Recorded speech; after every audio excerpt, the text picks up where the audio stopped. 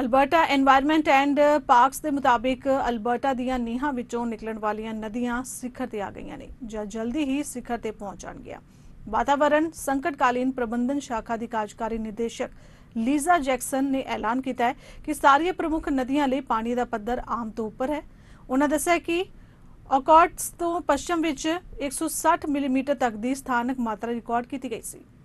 Although we have seen significant rainfall and we've heard reports of localized low-level flooding, there hasn't been any major flooding reported to us at this time. So water levels for all major rivers in Alberta are ranging to normal to above normal. And overall, most rivers flowing out of the foothills have peaked or will be peaking soon.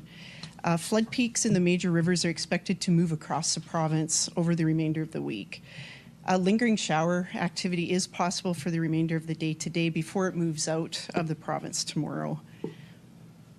So since the morning of Sunday, June 12th, this map that we have on the screen shows and summarizes the precipitation that has occurred since that time. So widespread areas of Alberta received up to 30 millimeters of rain. Heavier amounts were observed west of Calgary and south to Pincher Creek. And in these areas of heavier rain, 80 to 100 millimeters was observed with local amounts of up to 160 millimeters west of Okotoks.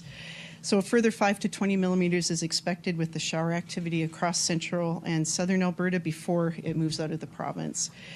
So to bring to your attention today, due to the wet and unsafe conditions and localized flooding, there are currently provincial park closures. For example, Bow River Campground and Three Sisters Campground are closed, and there are several provincial recreation areas closed as well.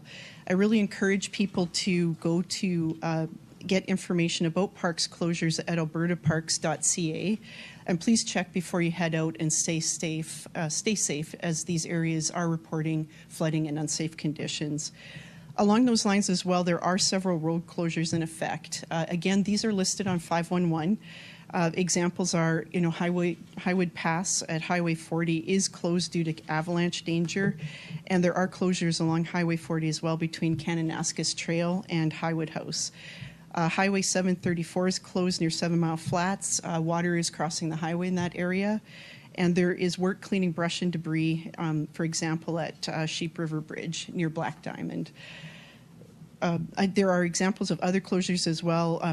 For example, Tay River is jumped and is running over the highway at Highway 9 or 591. Speed reduction is in place in a number of these locations. So we just really encourage people to check on the website, stay safe, especially when heading out into these areas.